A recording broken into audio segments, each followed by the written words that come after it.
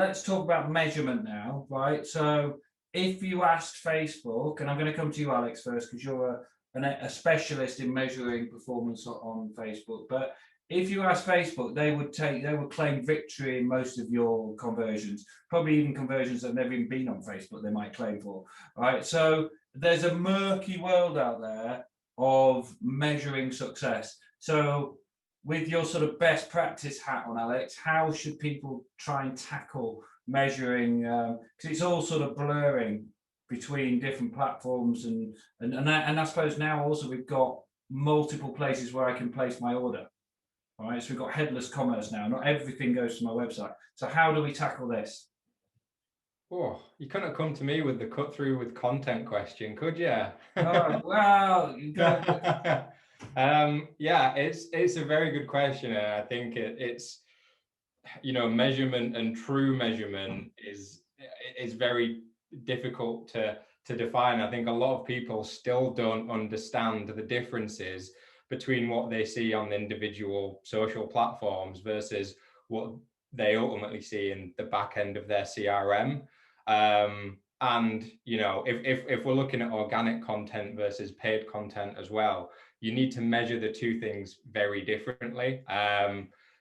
So it's there are all sorts of different tech pieces you can implement, whether it's looking at attribution analysis, whether it's looking at third-party tracking, and there are obviously different attribution models you can look at. But I think ultimately you need to sort of understand at the top level what you want from something before you start. So do you want to tailor something exclusively to sales? Do you want to increase your brand awareness? Do you want more people to engage with your page? And I think you need to measure each on a different basis, because yes, you can look at sales in GA. Have sales increased? Have they increased post click or post view? But ultimately you need to look as a client, if you're looking at sales in sort of your back end, what profit are you making?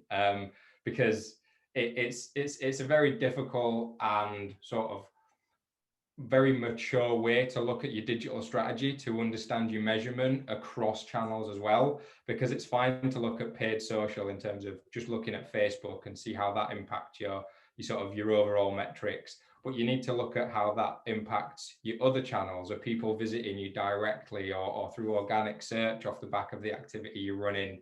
Are you sort of sweeping up sales with affiliates at the bottom of the funnel off the back of this after people know who you are? You need to look at things not in silo, and you can't just look at paid social as being saturated in that respect and measuring it.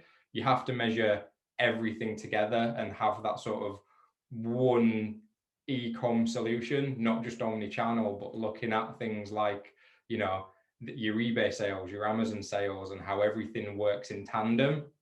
Yeah, but that's hard. It is. Yeah, so that's really hard. So that does the last click not win? I don't necessarily think last click is it depends on, the client's views, but I think data-driven attribution and multi-touch attribution is always going to be a more informative and better practice way of actually understanding where you should be investing your next pound. Because on last click, it doesn't really tell you too much about what you're doing. It doesn't tell you the value of the social content or the value of the personal post, or so. No value on the fact that Paul did a fitness challenge, because there's no directly assignable value on that last click. It doesn't, it needs to be seen with everything else together.